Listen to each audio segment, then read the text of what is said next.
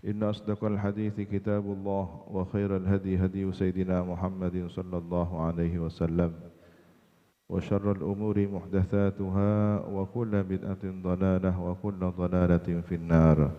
اللهم إني أعوذ بك أن أضل أو أضل أو أزل أو أزل أو أظلم أو أظلم أو أجهل أو يجهل علي.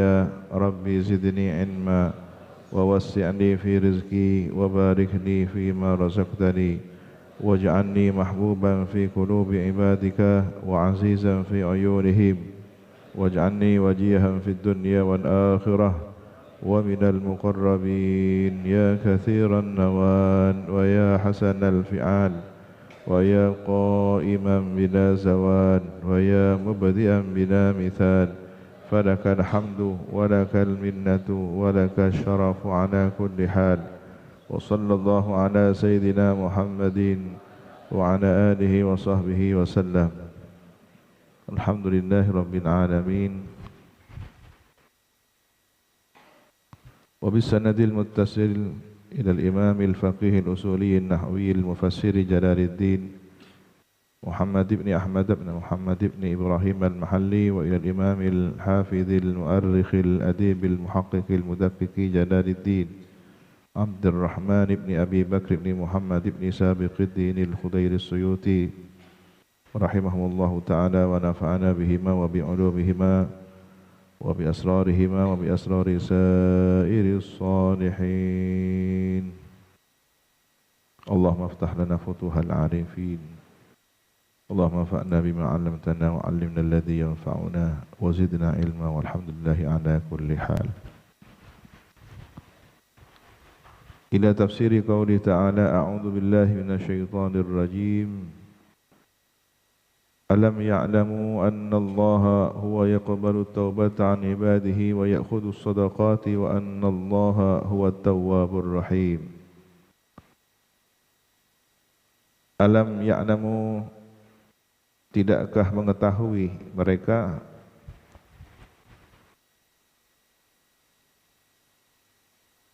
orang yang berbuat mutakhallifin, menyalahi perintah Nabi, tidak ikut berperang pada peristiwa Tabuk, tetap tinggal di Madinah.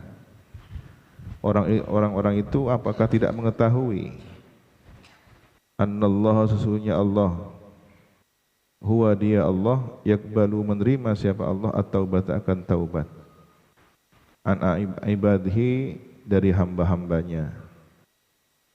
Kemarin dijelaskan tentang orang yang mutakhallifin, tidak ikut serta perang Tabuk, tinggal di Madinah, lalu menyesali sikapnya yang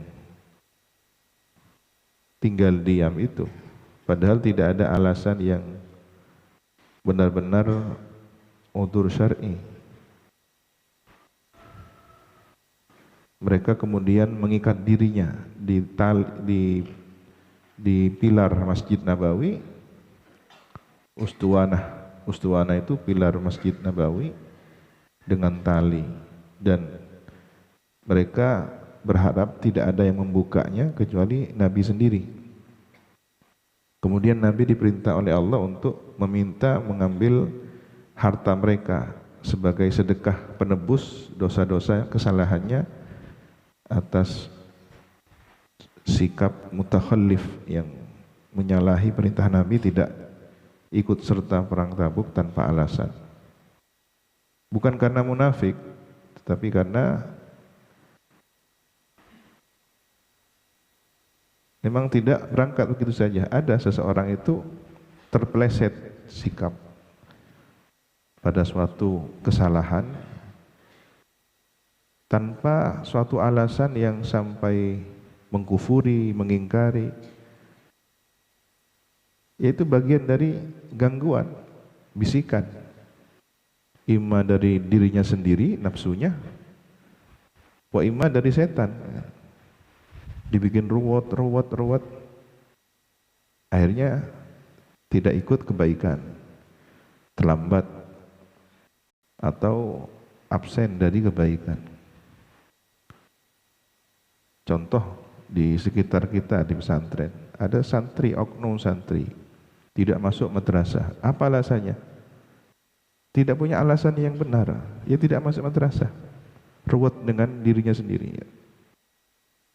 Dibilang dia itu munafik karena ingin melanggar, sembunyi, ingin melakukan kegiatan yang dilarang oleh pesantren. Kadang tidak. Justru kadang-kadang dia bersih-bersih pesantren, nyapu-nyapu halaman pesantren, tapi tujuannya memang tidak ingin ikut masuk madrasah. Cari kegiatan yang justru kadang-kadang ruwet sendiri. Itu salah satu bisikan nafsunya atau setan. Kalau orang kemudian melakukan tindakan yang nyata-nyata sudah jelas keburukan, maksiat, tidak ikut kegiatan yang baik-baik, tetapi dia malah melakukan pelanggaran berat, sembunyi, merokok, melakukan tindakan yang melanggar peraturan pesantren, ya. Itu motivasinya jelas, tidak masuk sekolah karena melakukan kegiatan tersebut. Kadang tidak, memang diam saja. Andaikan dia berangkat bisa, tidak ada halangan. Tetapi digoda, dibisiki oleh setan, dibikin ruwet, bingung dengan dirinya sendiri untuk seperti itu oleh nafsunya. Nah, ini juga bagian dari kecerobohan. Maka para sahabat ini menyesali, saya tidak ikut perang bersama Nabi bukan karena munafik seperti orang-orang munafikin yang memang takut mati, takut kehilangan harta. Dan mereka berbeda dengan orang-orang munafik, menyesali dengan penyesalan yang begitu mendalam sampai mengikat dirinya di tiang Masjid Nabawi dan berharap tidak ada yang membuka kecuali Nabi sendiri yang membuka. Ini hebatnya para sahabat. Ketika terjatuh pada satu kesalahan, taubatnya luar biasa.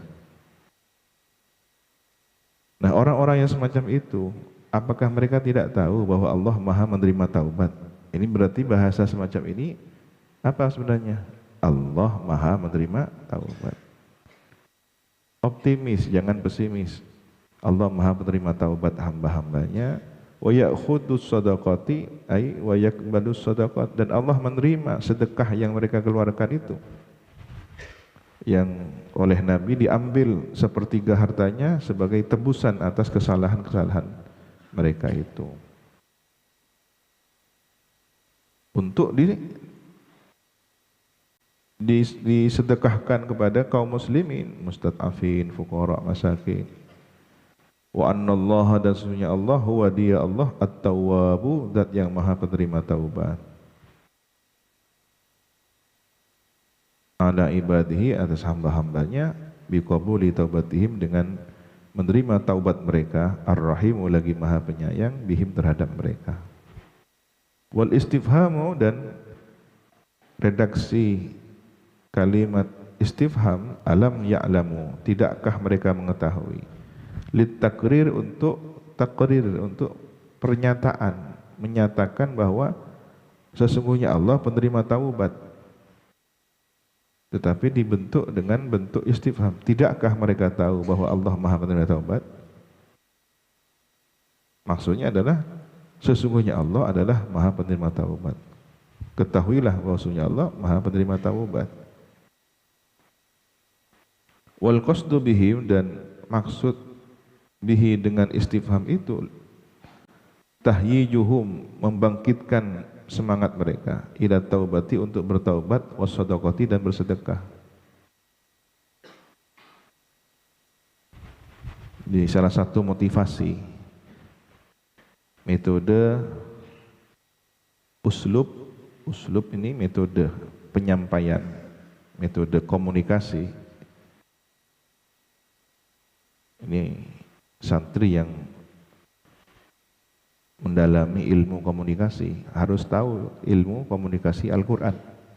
Bagaimana Al-Quran mengajarkan cara berkomunikasi kepada manusia.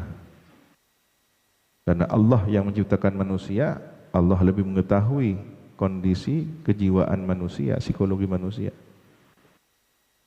Jadi ketika orang merasa bersalah, menyesal,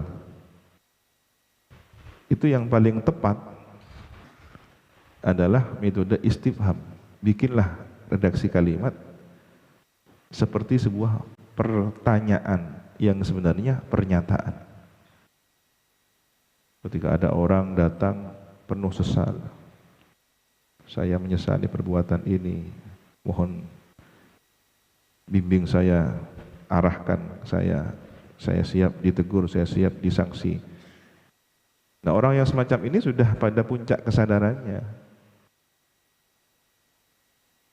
Cara yang paling tepat dengan bahasa istifham. Tidakkah kamu tahu bahwa Allah Maha Penerima Taubat? Dan Allah menerima sedekahnya. Nah, ini berarti maksudnya apa? Dia harus termotivasi untuk bertaubat sungguh-sungguh, taubat nasuha, dan melanjutkan dengan amal sedekah, amal baik sebagai penebusan dosa.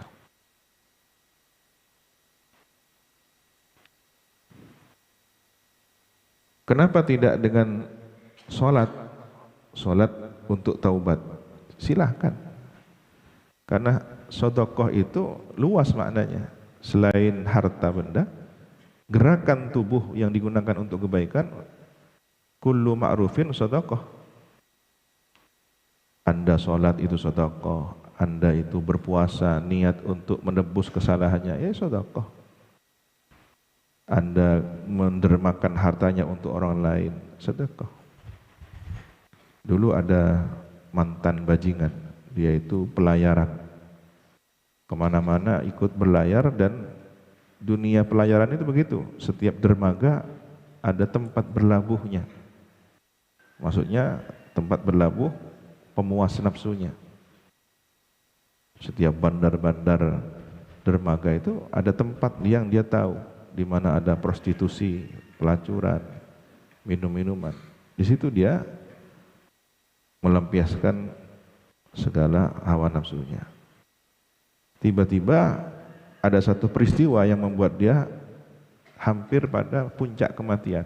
Ya, biasalah kondisi badai, kondisi alam di tengah lautan yang sesekali ada tantangan sampai pada tingkatan mengancam kematian. Ada orang mengatakan bahwa saat berlayar itu sedang berjalan di atas kuburan. Maksudnya apa? Lautan itu ya kuburan yang siap menyambut kapanpun tenggelam, disitulah kuburannya.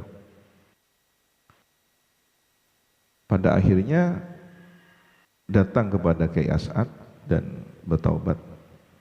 Oleh Kiai As'ad dipersilahkan tinggal di sini. Tinggal di sini sampai akhir hayatnya, tinggal di sini. Dan saya menyaksikan sendiri orang ini bagaimana istiqomahnya sholat 5 waktu, bagaimana dia sebelum azan sudah mempersiapkan sajadahnya, sajadah yang dari handuk, kain handuk dibuat sajadah buat dia. Mungkin karena tidak banyak uang untuk beli sajadah dan semacamnya. Di shaf pertama di mushola ini, di samping imam. Kadang ketika saya masih kecil dulu itu rebutan tempat dengan orang tersebut. Usianya sudah sepuh. Aktivitasnya sehari-hari nyapu, bersih-bersih, bantu-bantu di pondok ini sampai akhir hayatnya. Insya Allah minas salihin. Namanya adalah Pak Hamid, almarhum Pak Hamid rahimahullah ta'ala. Santri sepuh, santri lama, kenal, banyak yang kenal beliau di mushola ini, di shaf pertama.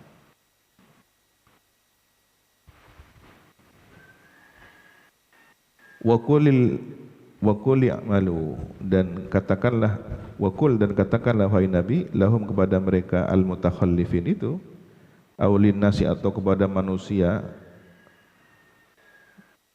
secara umum, i'malu, berbuatlah kamu sekalian, ma syi'tum, apa yang kalian kehendaki, fasayarallahu amalakum, maka akan menyaksikan, melihat Allahu, siapa Allah, amalakum, kepada amal kamu sekalian, wa rasuluhu, dan rasulnya, wal mu'minun, dan orang-orang mukmin.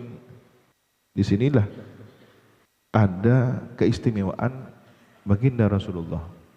Rasulullah melihat amalnya orang mukmin, amalnya orang-orang yang berbuat sesuatu apapun, sesuai sabda Nabi, uridat alayya a'malu ummati, diperlihatkan padaku amal umatku, hasanuha wa sayyi'uha, baiknya dan buruknya amal ini. Sampai kemudian dikisahkan bahwa Nabi dilapori oleh malaikat ada seorang umatnya yang bersih-bersih jalan. Jadi ada batu yang dikhawatirkan mengganggu orang lewat di situ. Kemudian ada duri, kayu, disingkirkan. Di sini disebutkan hadis riwayat Abu Dzar Al-Ghifari, fawajadtu mahasina a'maliha, maka aku menjumpai kebaikan-kebaikan amalnya umat, annal adza yumatu anit tariq, bahwa rintangan, sesuatu yang menyakitkan itu yumatu anit tariq, disingkirkan, dijauhkan dari jalan. Itu sampai pada Nabi. Nabi tahu siapa orangnya. Wa wajadtu fi masawi a'maliha, dan aku menemukan dalam keburukan-keburukan amalnya umat. Melihat Nabi. An-nukha'ah fil masjid, kerak, dahak, dijumpai di masjid. Ada orang berdahak di masjid, tidak dibersihkan. Nabi tahu, dan itu membuat Nabi sedih.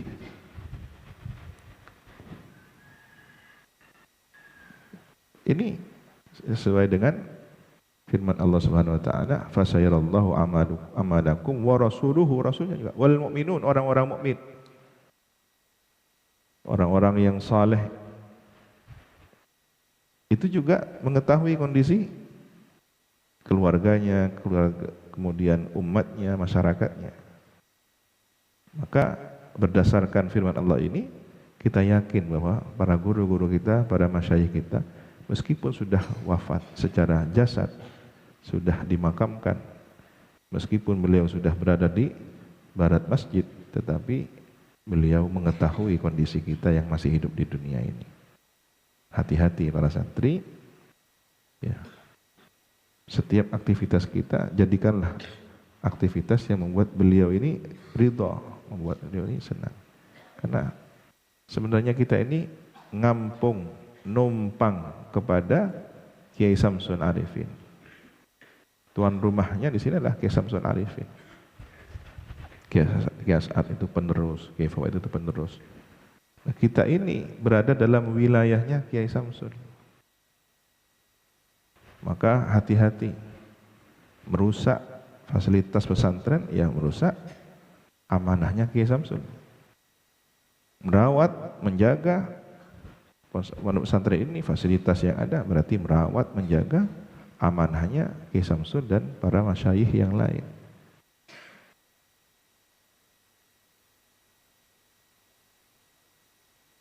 Wasaturadduna, dan akan dikembalikan kamu sekalian bil ba'ats, dengan dibangkitkan, ila alimil ghaib, kepada zat yang maha mengetahui kegaiban, wasyahadati, dan menyaksikan, alam syahadah, alam persaksian. Artinya Allah alimul ghaib itu Allah akan dihadapkan pada Allah kelak pada hari kiamat, setelah kebangkitan dari alam kuburnya, alam barzahnya. Fayunabbi'ukum, kemudian memberitahukan siapa Allah hukum kepada kamu sekalian, atau alimul ghaib itu, memberitahukan kepada kamu sekalian bima kuntum, terhadap apa yang kamu sekalian ta'maluna, perbuat. Siapa kamu sekalian? Yujazikum bihi, membalas siapa alimul ghaibi, Allah Subhanahu wa taala, kum kepada kamu sekalian, bihi dengan ma kuntum ta'malun.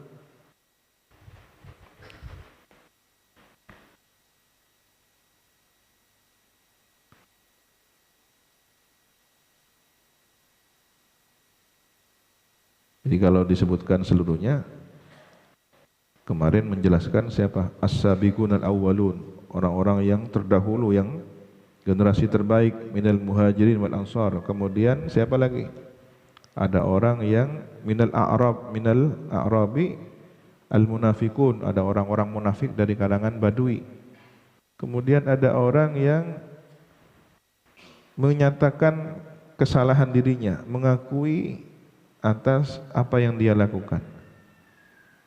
Seperti kisahnya sahabat Abu Lubabah dan beberapa orang lainnya. Kemudian di sini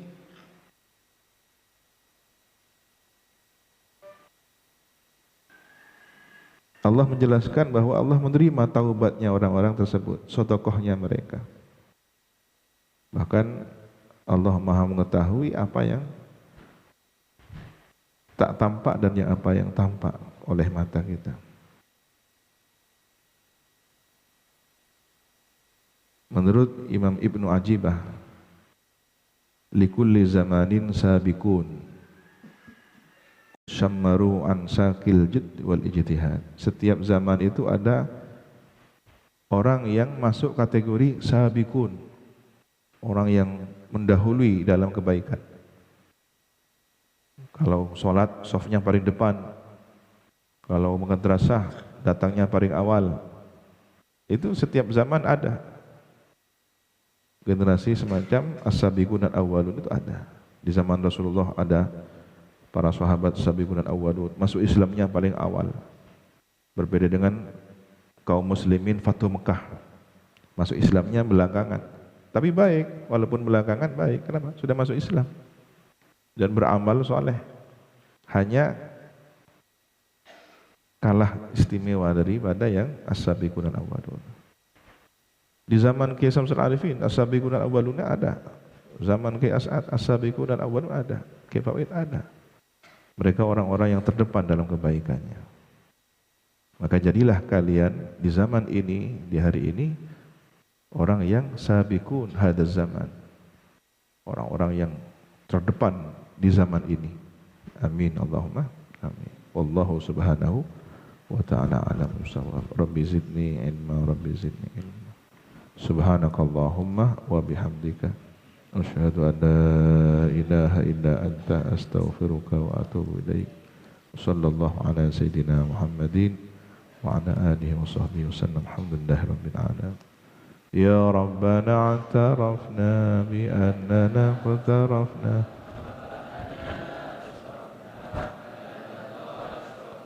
fatub alaina tawbah tawsil li kulli hawbah wastur lana al-awrati wa aminir rawati waghfir li walidina rabbi wa mauludina ikhwani wa sairil khillani wa kulli dhi mahabbah aw jiratin aw suhbah wal muslimina ajma' amin rabbi yasma' فضلا وجودا منا لا باكتساب منا بالمصطفى الرسول نهضى بكل سول صلى وسلم ربي عليه عد الحب وآله والصحب عدد طش الصحب والحمد للإله في البدء والتناهي.